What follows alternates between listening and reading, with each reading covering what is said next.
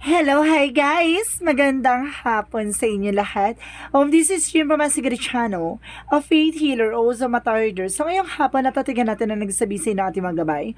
This is special gabay for the month of December 11 hanggang December 17 for the sign off. For the sign off, Pisces. So, Pisces, welcome to my channel. Ano kayang messages, advices, and spirit guides ang ating masasaga for today's video?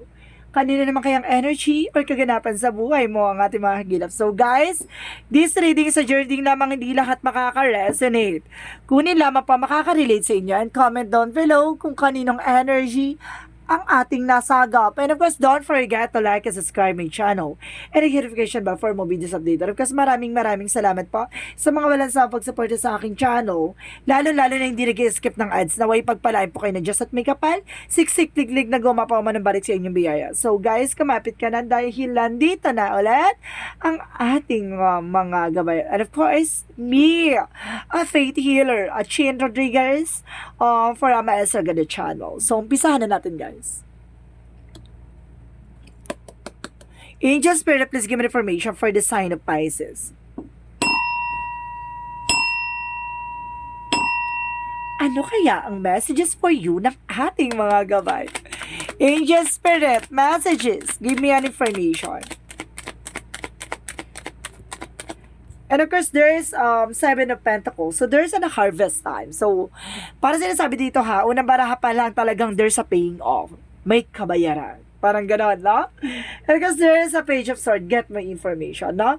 Kumbaga, kailangan mo makakuha ng impormasyon pa, no? Being curious. So, kumbaga, para maraming ka na suspecha or something, kailangan mo kumuha ng mga impormasyon. And of course, there's a Two of Swords. So, there's an indecision. So, may mga bagay na hindi ka mapagdesisyonan ngayon. Parang, kumbaga, there's a one foot in, one foot out, na talagang, kumbaga, nagdadalawang isip ka pa. And of course, there's a, the Emperor, be mature enough and being grounded. No? Kailangan magkaroon ka ng desisyon, no? Na kailangan talagang itong decision na to talagang, 'di ba, pangahawakan mo. Because there's a Queen of Wands, confidence. So kailangan mo magkaroon ng confidence. Additional messages. And because there's a Hermit card. So there's an soul enlightenment. So there's a spiritual enlightenment, no? May mga bagay na maglilinaw sa'yo about sa spirituality. So kaya kailangan, no, maging aware ka. So let's see what is the Seven of Pentacles. So there's a Queen of Cups. Magkakaroon ka na ng healing dito, no? There's a healing for sacrifices, no? Ito na yung lahat ng mga sakripisyo mo. So nandito na. So let's see what is the Page of Swords. And of course, guys, there's the Hangman. So, some of you, there is a new perspective, no? Baguhin mo yung pananaw or something mindset mo dito. Parang ganun yun sa sense ko. Additional messages for the Two of Swords. Let's see what is additional messages by the Two of Swords. So, there's an Empress cards. So, there's a revert, no? Kumbaga, magkakaroon ka ng bagong negosyo dito or bagong trabaho. Ano kasi parang nahihirapan ka palang mag-decision ngayon. So, let's see what is the Emperor.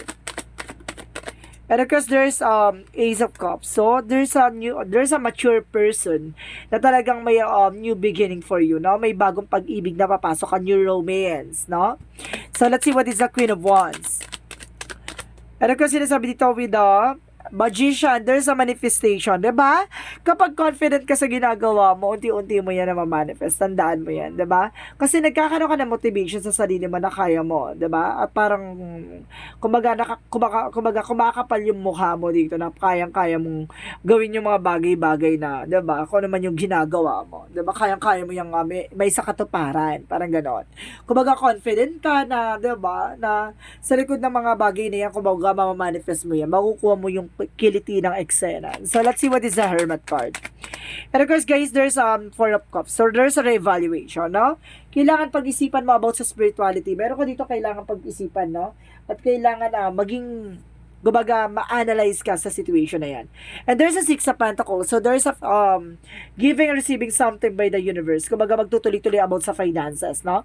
Ito yung, kumbaga, there's a paying off. Parang payment, parang gano'n, no? Buwan ng, no? Kasaganahan, no? So, let's see what is the Page of Swords and the Hangman, no? parang kailangan mo muna kumuha ng impormasyon, no? Baguhin mo na yung pananaw mo na gano'n.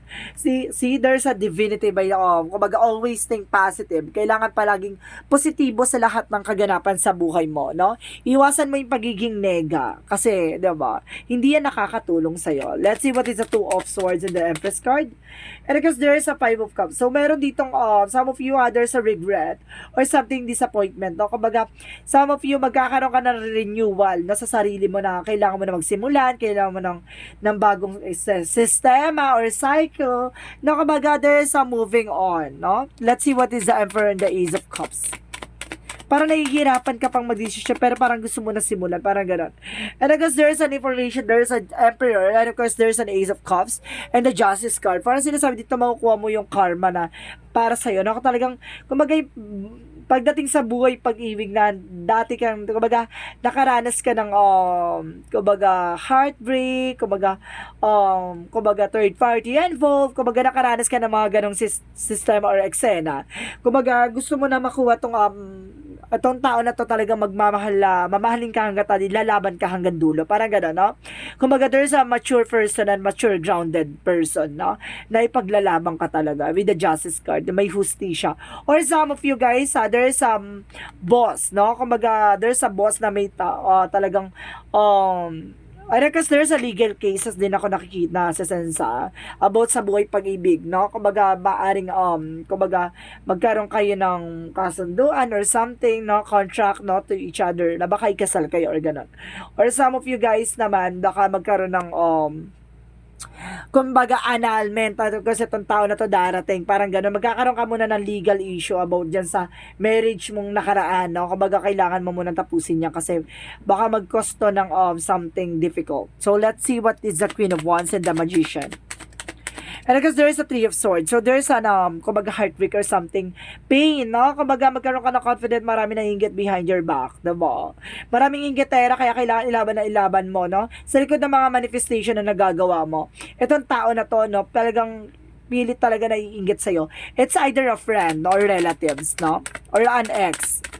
And because there is a Knight of Wands by the Hermit card in the Four of Cups. So, there's a slow and steady. Panatiliing kalmado. Pag-isipan. No? Bago ka mag-take ng action, hindi mo kailangan maging pala desisyon. No?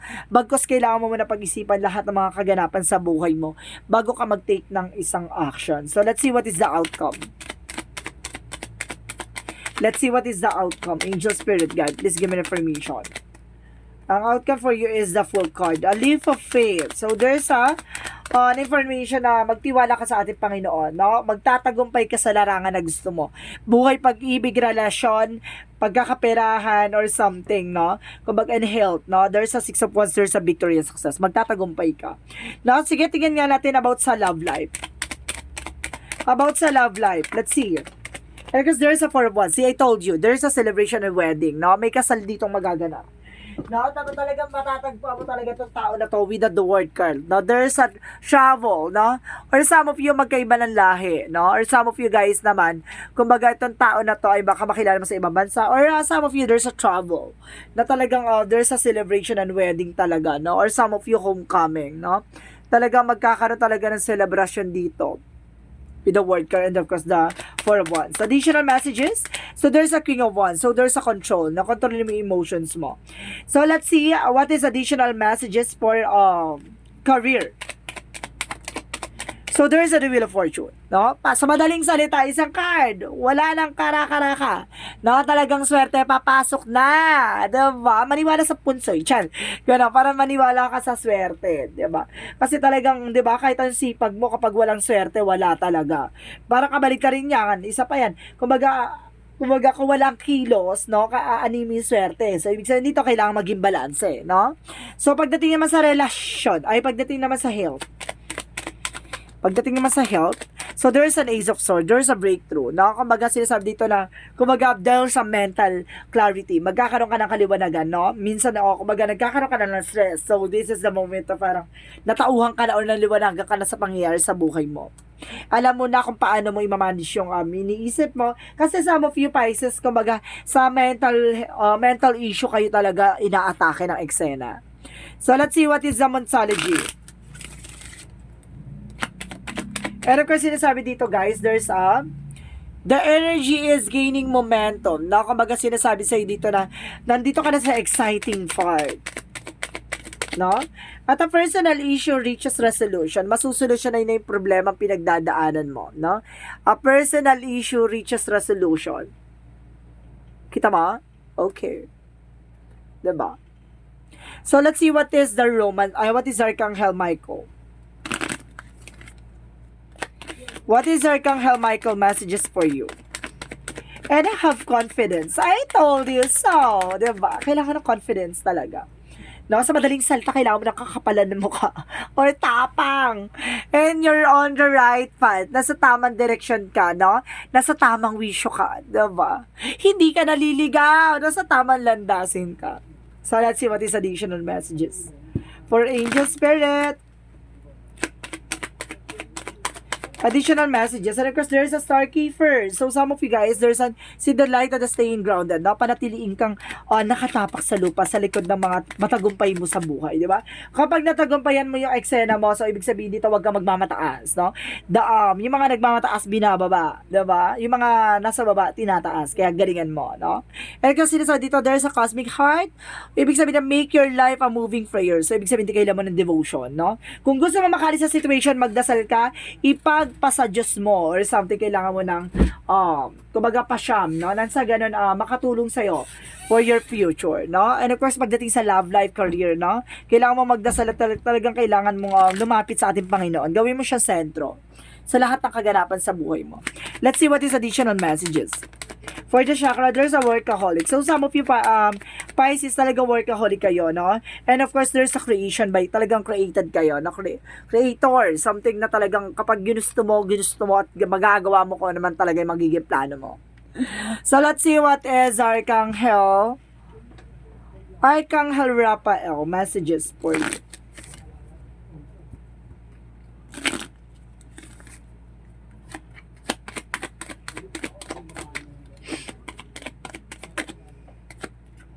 And there is an exercise is the key. So, ibig sabihin, kailangan mo talaga ng exercise dito, no? Kailangan mo talaga ng para nang sa ganun ma-relief yung stress. And of course, anxiety. So, let's see what is additional messages for Angel Spirit Guides.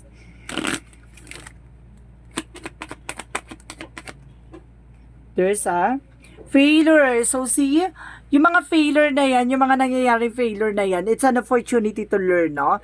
Kumbaga yung mga mistakes or pagkakamali mo sa buhay mo, oportunidad yan para matutunan mo yung mga kaganapan sa buhay mo. Hindi porket nagkamali ka, diba?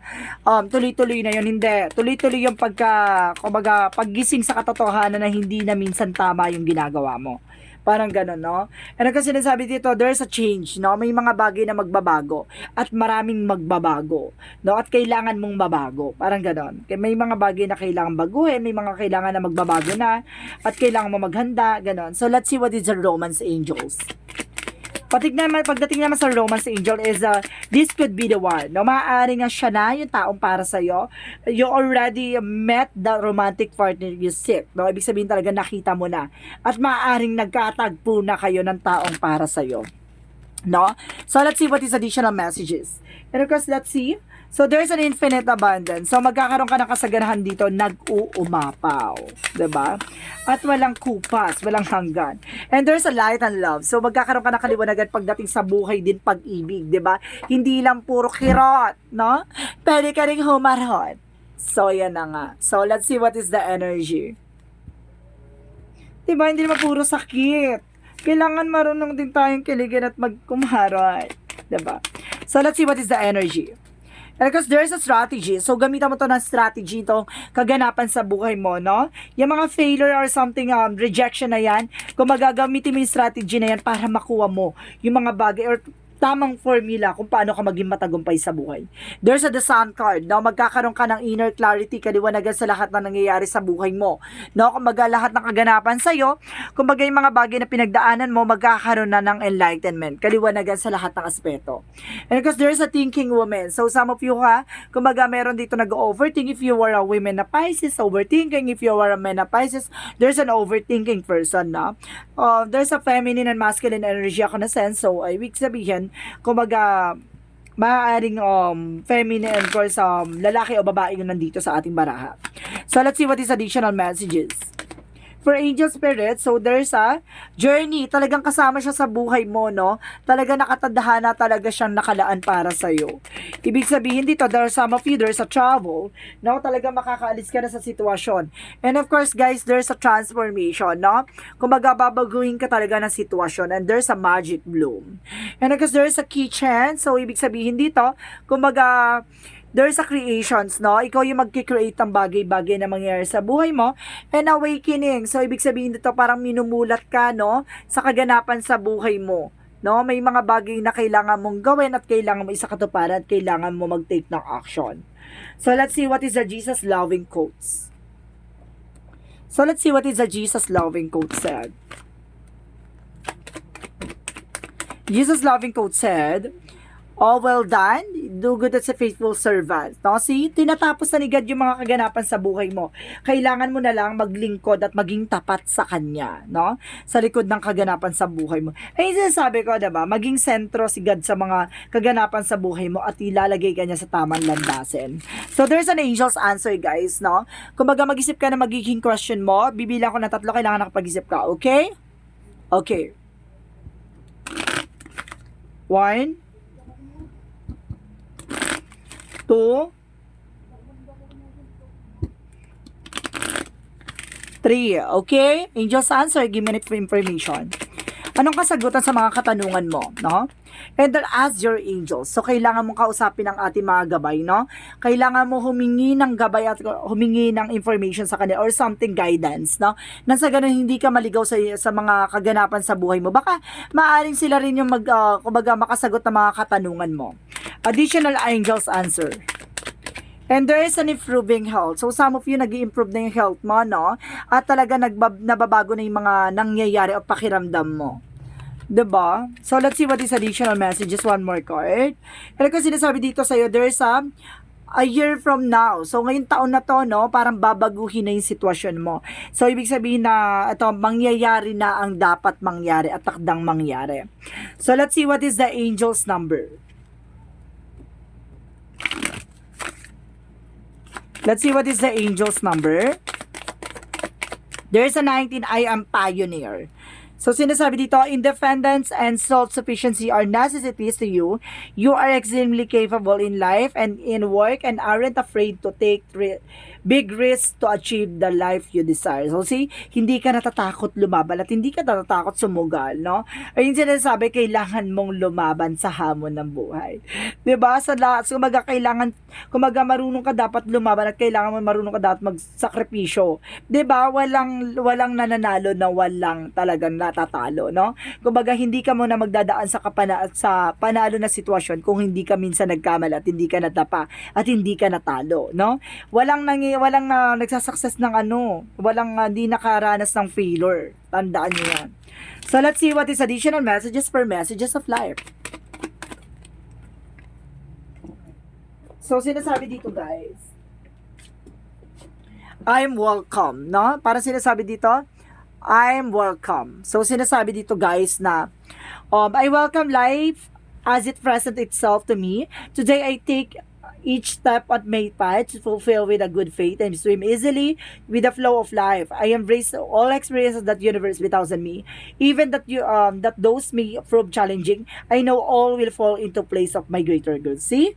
Talagang ibibigay sa iyo ni God kung talagang para sa iyo, no? Kumbaga, may mga bagay lang talaga na sa una mahihirapan ka, pero kapag nasanay ka na at talagang napagtagumpayan mo na, kumbaga parang magiging madali na lang sa iyo mga kaganapan sa buhay. So, ibig sabihin, kailangan mo munang sumugal at kailangan mo munang pagdaanan bago ka maging matagumpay sa buhay. So, guys, this is special gabay for the month of December 11 hanggang December 17 for the sign of Pisces. So, Pisces, maraming salamat po sa inyong magandang mensahe at magandang reading. And of course, guys, once again, this is Shin from Masagari Channel, a faith healer o Zamata reader. Maraming salamat po sa mga walang sabog suporta sa aking channel.